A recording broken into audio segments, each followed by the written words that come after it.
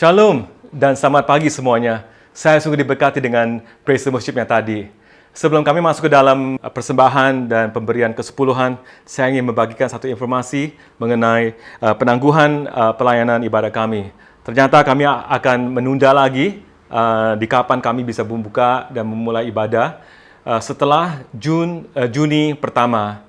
Kami akan membagikan informasi lewat website dan Facebook dan juga lewat mobile app kami.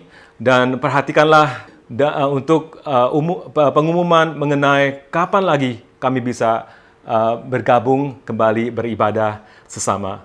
Amin.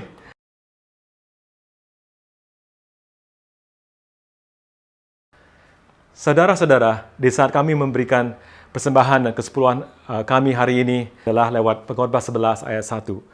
Pengkhotbah 11 ayat 1 berkata, "Lemparkanlah rotimu ke air, maka engkau akan mendapatnya kembali lama setelah itu." Saudara-saudara, di saat engkau memberi yang terbaik untuk Tuhan, kesepuluhan dan persembahanmu dengan hati bersyukur, hati yang bersukacita dan hati yang sukarela, Tuhan melihat hatimu. Seperti apa yang dikatakan ini. Kalau kami memberikan seperti kami melemparkan roti kami ke air, kami pikirkan roti dalam air akan meleleh. Tidak akan kembali sebentuk roti lagi. Tapi Tuhan menjanjikan bahwa maka engkau akan mendapatnya kembali. Bagaimana roti itu yang sudah meleleh kembali lagi berbentuk roti. Ini adalah janjian Tuhan bahwa Tuhan akan memberi secara mujizat. Tuhan akan memberikan apa yang engkau sudah memberikan yang terbaik untuk Tuhan. Ada satu saat, di saat engkau ada kebutuhan, ada keperluan, Tuhan akan mengingat apa yang engkau sudah telah memberikan, dan Tuhan akan secara mujizat akan memenuhi engkau. Seperti sekarang, di saat sekarang kami sedang mengalami wabah virus, dan perusaha kehilangan bisnis, dan pekerja kehilangan pekerjaan dan upah.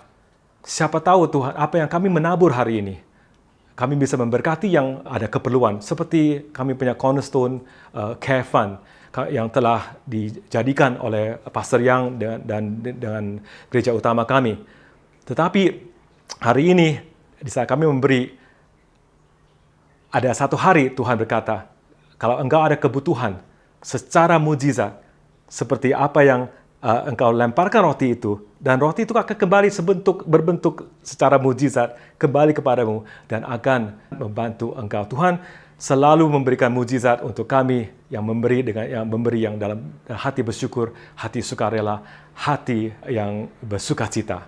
Amin. Kami percayalah hari ini kami memberi yang terbaik untuk Tuhan, dan doalah untuk saat ini, dan semoga kalian semuanya diberkati oleh Tuhan. Dan silakan.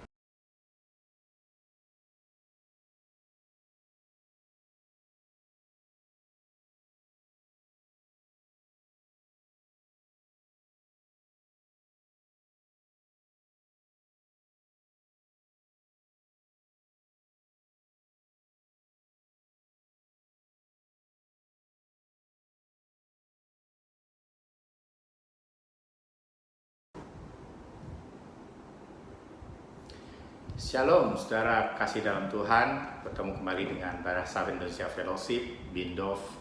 Kami akan berbicara mengenai firman Tuhan dan sukacita Tuhan dalam hari ini. Tuhan berbicara dengan hari-hari ini dengan passage atau dengan pesan-pesan yang begitu kuat dalam melalui saya. Saya mau bagikan ini kepada saudara-saudara sekalian. Sebelum kita masuk dalam firman Tuhan, mari kita siapkan hati kita untuk berdoa dulu ya. Bapa di dalam surga, kami mengucap syukur Tuhan untuk keadaan kami, apapun keadaan kami saat ini Tuhan. Kami tahu di luar sana banyak ketidakpastian Tuhan, tapi kami tahu Engkau Allah yang penuh dan kepastian Tuhan. Kau memberikan janji, Kau memberikan kepastian yang luar biasa untuk setiap kami, untuk hidup kami Tuhan. Bahkan ketika kami bergantung dan bertahan Tuhan di dalam Engkau Tuhan, tidak ada apapun yang perlu diragukan Tuhan. Terima kasih ya Tuhan, persiapkan setiap hati kami Tuhan untuk menerima firman-Mu Tuhan, dan biarlah tanah-tanah hati kami Tuhan menjadi tanah yang subur saat kami menerima firman-firman-Mu ini ya Tuhan.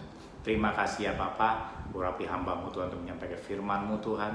Dan mulai Tuhan, Kau yang berbicara Tuhan, Kau yang berdaulat atas firman-Mu ini ya Tuhan. Yang di dalam nama-Mu Tuhan Yesus Kristus. Haleluya. Amin. Amin. Judul khotbah saya, judul sharing saya hari ini adalah miliki kuasa Tuhan, saudara. Saya akan buka melalui pendahuluan. Mungkin banyak saudara sudah tahu juga ya bahwa kondisi hari-hari ini dengan adanya coronavirus ini, dengan banyaknya impact dari keadaan ini, dari pekerjaan, bisnis, ekonomi, semuanya menjadikan kita waspada, menjadikan kita takut, saudara. Ini bukan hanya dalam ruang lingkup negara kita, bukan lingkup Asia, tapi ini mengglobal, saudara. Mengglobal, satu dunia mengalami hal yang sama, saudara. Tapi saya percaya saat saya renungkan firman Tuhan yang saya mau bagikan sebentar lagi, saudara, hal ini akan menguatkan kita semua, karena saya sendiri pribadi dikuatkan melalui firman Tuhan ini, dan saya harap ini bisa menguatkan saudara sekalian. Kalau kita lihat, saudara, masalah coronavirus satu dari antara beberapa masalah di dalam dunia ini, saudara. Di dalam Efesus 6 ayat 12, saudara, dikatakan bahwa karena perjuangan kita bukanlah melawan darah dan daging, tetapi melawan pemerintah-pemerintah, melawan penguasa-penguasa, melawan penghulu-penghulu dunia yang gelap ini, melawan roh-roh jahat di udara. Saudara, saat Rasul Paulus mengatakan hal ini, saudara, itu sudah satu hal secara general, bahwa akan ada saat di masa ada kesulitan, di masa ada percobaan, di masa ada hal-hal yang kita rasakan tidak seperti yang biasanya, saudara. Dan hal itu memang adalah perjuangan kita semua, saudara. Iblis tidak suka kalau anak-anak Tuhan hanya mampu untuk mendapatkan berkat, right? Seperti halnya Ayub. Ketika Ayub diberkati, kemudian iblis melihat itu dan dia berkata, hal ini sudah pernah disampaikan mulai Pastor Peter punya khotbah, right? Melihat hal yang baik itu, iblis nggak senang, iblis mau mencoba. Iblis bilang, of course, Ayub memuliakan kau karena dia berada di dalam keadaan yang enak, keadaan yang baik, right? Tapi ketika kita ada di dalam keadaan yang buruk dan kita masih bisa mengucap syukur, kita masih bisa percaya kepada Tuhan, di saat itulah Tuhan akan mengatakan, hey, kau adalah hamba-Ku yang baik. Amin, saudara. Bahkan Tuhan Yesus sendiri, saudara, dalam pencobaannya ketika iblis mencobai Yesus di Lukas 4 ayat 13. Lukas 4 ayat 13. Sesudah iblis mengakhiri semua pencobaan itu, iblis mundur daripada Yesus dan menunggu waktu yang baik. Saudara, iblis mundur menunggu waktu yang baik. Artinya apa? Artinya iblis nggak menyerah, saudara. Artinya iblis cuma menunggu dulu, ketika waktu yang tepat dia akan mencobai umat Tuhan, dia akan mencobai lagi. Dan saya percaya hari-hari ini pencobaan ataupun keadaan yang mungkin saat ini kita rasakan, coronavirus dan sebagainya, itu nggak akan ya, kalau kita ada waktunya stop pasti, tapi setelah itu what next? Mungkin kita akan mengalami hal-hal lain yang lebih susah, hal-hal lain, pencobaan lain lagi. Nah, oleh karena itu, saudara, hal ini sangat penting. Kita harus tahu bahwa kita sudah dibekali Tuhan, kita anak-anak Tuhan sudah mendapatkan kuasa yang sama atas Tuhan. Amin. Kuasa yang sama. Maka dari itu pokok khotbah atau tema kita adalah miliki kuasa Tuhan. Saya mau tekankan sekali lagi, untuk kita sebagai anak-anak Tuhan harus sadar dan percaya bahwa kita memiliki kuasa itu. Amin. Ada 4 hal yang saya akan bahas secara singkat, bagaimana kita mendapatkan kuasa Tuhan itu. Oke. Yang pertama adalah pada waktu kita percaya. Yang pertama adalah pada waktu kita percaya. Yohanes 1 ayat 12 berkata, tetapi semua orang yang menerimanya, Yesus dalam huruf besar, diberinya kuasa supaya menjadi anak-anak Allah, yaitu mereka yang percaya dalam namanya. Saudara, satu langkah yang paling penting, percaya dalam Tuhan. Engkau memiliki kuasa yang sama. Amen. Right? Dan Tuhan juga berkata, right? Di dalam 1 Yohanes 4 ayat 4, Tuhan berkata, kamu, which is kita semua, berasal dari Allah, anak-anakku, dan kamu telah mengalahkan nabi-nabi palsu itu. Sebab roh yang ada di dalam kamu lebih besar daripada roh yang ada di dalam dunia ini. Awal tadi di pendahuluan saya katakan bahwa perjalanan kita, musuh kita itu bukan melawan darah dan daging lagi. Musuh kita itu melawan pemerintahan, penguasa dan penghulu dunia yang gelap, melawan roh-roh jahat di udara, saudara. Oleh karena itu sungguh penting bagaimana kita memperlengkapi diri kita dengan kuasa Allah itu. Amen. Yang pertama itu tadi, kita harus sadar bahwa kita sebagai anak Allah, right? Kita menjadi anak Allah, kita memiliki roh yang ada di dalam kita itu lebih besar dari apa yang ada di dalam dunia ini. Jadi kuasa kita atas yang telah Tuhan berikan, kita harus pegang itu sebagai anak-anak Allah dan percaya di dalamnya. Ketika kita percaya, kuasa itu sudah membuktikan, kuasa itu sudah begitu besar untuk boleh mengalahkan musuh-musuh kita. Amen. Yang kedua, saudara, hidup kita, look at our life, right? Hidup kita itu juga harus kita tata. Hidup kita harus hidup dengan hidup dalam kebenaran Tuhan. Amen. Ayatnya adalah di Yakobus 5 ayat 16, saudara. Yakobus 5 ayat 16 saya akan bacakan. Karena itu, hendaklah kamu saling mengaku dosamu dan saling mendoakan supaya kamu sembuh. Doa orang benar, dikatakan di sini, doa orang benar bila dengan yakin dan didoakan sangat besar kuasanya. Doa orang benar, saya tanya dalam Tuhan, apa artinya orang benar di hadapan?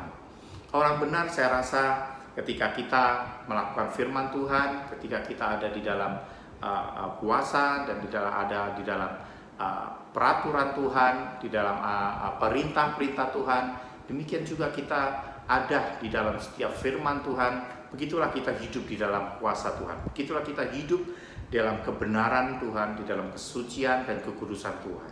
Saudara, kalau kita orang-orang benar ini bertindak benar, right? Tuhan terus akan menyertai kita dan Tuhan terus akan memberikan kuasanya seperti ketika Dia berjanji, saudara, bahwa di dalam kisah para rasul, saudara, dia katakan bahwa kamu akan menerima kuasa. Nah, kamu itu kita semua. Kalau Roh Kudus turun atasmu dan kamu akan menjadi saksiku di Yerusalem, di seluruh Yudea dan di Samaria dan sampai ke ujung dunia. Itu adalah poin yang ketiga. Alright? Poin yang ketiga, bagaimana kita mengalami kuasa, menerima kuasa Tuhan atau memiliki kuasa Tuhan. Yang ketiga adalah hidup kita harus penuh dengan kuasa Roh Kudus. Hidup kita harus dipenuhi oleh kuasa Roh Kudus. Hidup kita harus bergantung pada Roh Kudus. Waktu Roh Kudus turun di atas kita, right? Di Kisah 1 ayat 8 yang tadi saya bacakan, itulah saatnya Tuhan mencurahkan kuasanya. Tuhan memberikan kuasanya atas kita, right? Bahkan kamu akan menerima kuasa, nggak cuma di Yerusalem, nggak cuma di lingkungan keluarga kita, nggak cuma di dalam lingkungan kerabat kita, tapi ke seluruh Yudea, tetangga-tetanggamu, komunitasmu, dan Samaria, orang-orang mungkin yang belum percaya kepada Tuhan, dan sampai ke ujung bumi. Saya percaya message ini adalah satu message yang general untuk kita semua, bahwa ketika kita punya kuasa itu, ketika kita hidup di dalam kuasa Tuhan, kuasa kita bisa sampai ke ujung bumi. melalui media, sosial media saat ini, saudara, saya percaya kita bisa meraih, kita bisa dengan mudah terkoneksi satu negara dengan negara yang lain, dan itulah yang dikatakan Tuhan. Akhir-akhir ini kita akan lebih banyak terkoneksi dengan orang-orang di luar sana, dan hal ini yang akan kita jadikan satu fondasi, satu dasar bagaimana kita memiliki kuasa Tuhan lebih lagi. Itu akan bring us to the next point. Right? Poin yang keempat adalah bagaimana kita memiliki persekutuan di dalam Tuhan. Saya katakan, saudara, bahwa ketika kita anak-anak Tuhan ini terkoneksi satu dengan yang lain, saudara, saya banyak mendengarkan firman-firman Tuhan dari hamba Tuhan, Pastor Philip yang di Canada, begitu sharing-sharing mereka, juga Pastor Lee Grady, mereka ada di luar sana, mereka nggak ada di Singapura, tapi begitu kita terkoneksi satu dengan yang lain, saudara, saya percaya ada kuasa Tuhan yang mau disampaikan, mau ada kuasa Tuhan yang memang kita sama-sama orang percaya memiliki itu. Oh iya, juga satu hal yang saya mau bagikan, saudara, adalah ketika saya sharing, saudara, dengan sel group saya mengenai topik di mana angin ribut itu diredakan oleh Tuhan, ternyata sharingnya sama. Pendeta atau pastor siapa namanya itu, Indri Gautama juga sharingkan, saudara, di online-nya beliau. Jadi saya WhatsApp beliau, saya bilang, oh ini message Tuhan sama, saya juga dapatkan hal yang sama. See how powerful message Tuhan itu, saudara, di saat ini. Bagaimana Tuhan mengkoneksikan semua pesan-pesan Tuhan itu di dalam kita semua. Dan saya percaya itulah adalah hal yang harus kita lakukan. Bagaimana kita mempersenjatai diri kita, memperlengkapi diri kita dengan kuasa untuk memiliki kuasa yang lebih lagi. Apa? Yang keempat tadi, persekutuan tubuh Kristus, persekutuan kita semua. Cell group kita lakukan dengan online saat ini. Saya percaya saudara juga terkoneksi dengan teman-teman saudara, dengan member saudara, dengan hal-hal yang mungkin saat sebelum adanya larangan kita bertemu dengan yang lain, mungkin saat itu saudara belum menemukan satu media, tapi ketika kita mengalami hal ini, that's the positive thing, right? Saya dikirimi satu seperti picture di dalam WhatsApp yang sepertinya iblis mengejek saudara ke Yesus bahwa, look, with this coronavirus, dengan kondisi saat ini saya menutup gereja Tuhan, tapi Tuhan membalas, ya, tapi saya membuka semua gereja-gereja Tuhan di dalam setiap rumah. Saya percaya ini bukan satu kebetulan, satu hal yang kita mau amini, saudara. Dengan begitu ada online, ada tools yang kita bisa pakai. Saya percaya hal ini menjadikan kita lebih banyak terkoneksi satu dengan yang lain. Amin. Yang keempat tadi adalah persekutuan dengan tubuh Kristus. Bagaimana poin yang terakhir yang saya mau bagikan, bagaimana kita mengikuti kuasa Tuhan, yaitu dengan iman. Saya pernah sharingkan bagaimana iman seorang Bartimeus menggugah hati Tuhan. Amin. Dengan cerita itu, dengan khotbah itu, mungkin saudara bisa refleksi kembali bahwa iman itu ternyata membuka suatu peluang kita untuk boleh menghampiri Tuhan, untuk boleh menarik perhatian Tuhan. Amen. Ingat waktu saya bagikan itu, karena di Matius 17 ayat 20 berkata, Ia berkata kepada mereka, karena kamu kurang percaya, sebab aku berkata kepadamu, sesungguhnya sekiranya kamu memiliki iman sebesar biji sesawi saja, kamu dapat berkata kepada gunung ini. Gunung berkata mengenai masalah kita, mengenai pergumulan kita, pindah dari tempat yang ini ke sana, maka gunung ini akan pindah. Dan takkan ada yang mustahil bagimu. Amen. So saya rasa saudara, akhir dari khotbah saya ini saya tidak akan lebih panjang lagi, tapi saya rasa ini saya mau rangkum lagi kembali. Saya ingatkan saudara bahwa dengan adanya kondisi yang saat ini, saudara ingat bahwa kita punya kuasa Allah. Amen. Jangan saudara ragu lagi, saudara nggak percaya lagi bahwa ketika saudara lahir baru, ketika saudara percaya saja, dari poin nomor 1, ketika saudara dan saya percaya saja, itu sudah memiliki kuasa. Amen. Sudah memiliki satu kuasa, fondasi yang baik. Hidup yang benar adalah satu lagi hal yang kita harus monitor, yang kita harus kembangkan lagi, karena disitulah kita akan memperoleh kuasa yang lebih lagi. Yang ketiga, waktu Roh Kudus dicurahkan atas kita. Alright. Minggu lalu kita dengar bagaimana Pak Rianto sharing mengenai jemaat mula-mula, ketika cinta mula-mula, ketika jemaat mula-mula itu dibangkitkan oleh curahan Roh Kudus. Di situ ada pergerakan, ada kuasa Tuhan. Bagaimana Tuhan memakai jemaat mula-mula luar biasa. Right? You see the connectivity, right? Saudara bisa lihat konektivitasnya. Right? Saya mempersiapkan khotbah ini, memang nggak ada satu saya nggak tahu Pak Rianto mau sharing apa, tapi begitu luar biasa. Saya ambil inti yang minggu lalu, bagaimana khotbah itu disampaikan, saya amini. Alright, we are all, di saat-saat ini kita harus memiliki kemampuan, kita harus memiliki seperti jemaat mula-mula itu, alright, rasa atau cinta mula-mula kita kepada Tuhan yang membangkitkan kuasa yang luar biasa. Amen. Yang keempat adalah persekutuan, our fellowship. Although kita nggak bisa ketemu face to face, tapi ingat, kita bisa terkoneksi dengan teknologi. Amen. Kita bisa selalu mendengarkan khotbah-khotbah hamba-hamba Tuhan yang saat ini banyak sekali online, saudara. Saya imbau, saya encourage saudara untuk lakukan itu terus.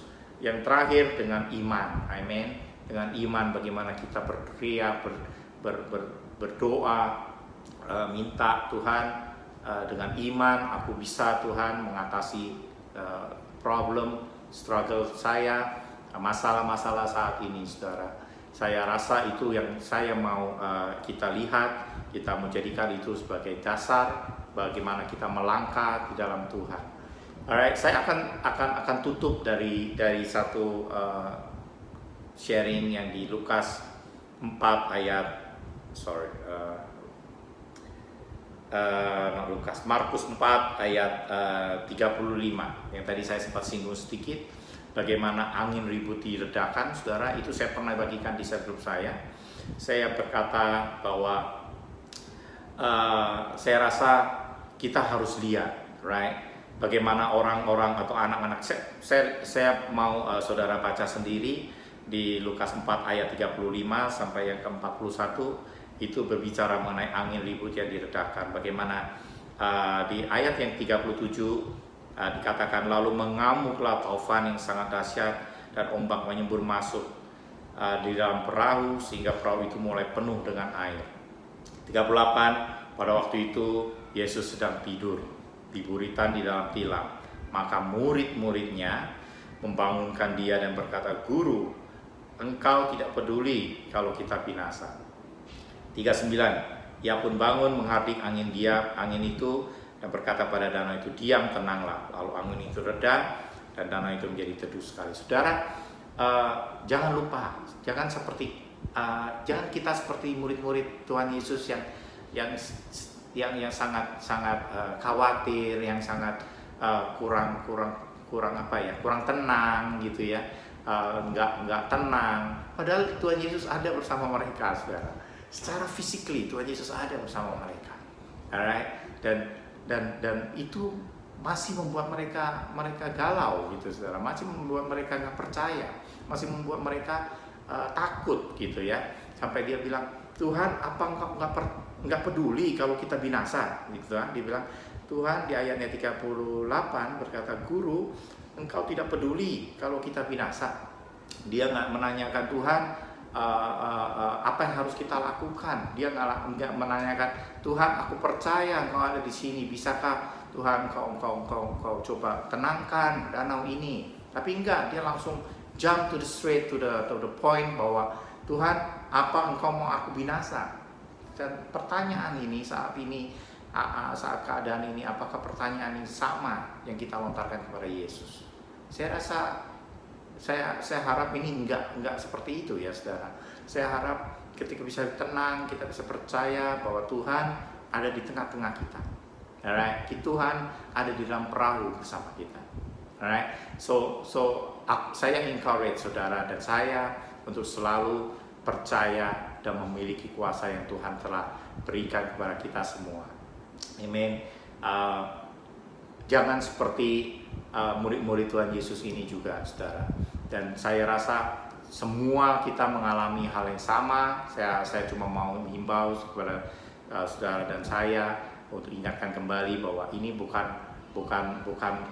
karena saudara keadaan ini terjadi, bukan karena negara Asia aja, bukan karena China, bukan karena kita nggak usah saling menyalahkan, saudara. Angin badai atau angin ribut yang ada ini kita semua ngalamin dari seluruh negara di dunia ini, saudara. Tapi kalau kita percaya di dalam Yesus, right, kita bawa Tuhan di dalam setiap perjalanan kita, right, perjalanan kita. Imagine kita ada di dalam perahu itu. Hidup kita adalah di dalam perahu di dalam bersama dengan Yesus. Di saat itulah kita memiliki kuasa yang sama dan kita bisa berkata, Tuhan, aku percaya. Alright, dalam kuasamu aku boleh menghardik segala badai, aku boleh mengalami kuat di dalam badai, aku boleh mengalami kemenangan di dalam Engkau. Amen. Amin. Tuhan memberkati saudara. Saya rasa ini aja saudara dari khotbah atau sharing saya. Saya harapkan ini boleh memberkati saudara dan kita semua. Puji nama Tuhan.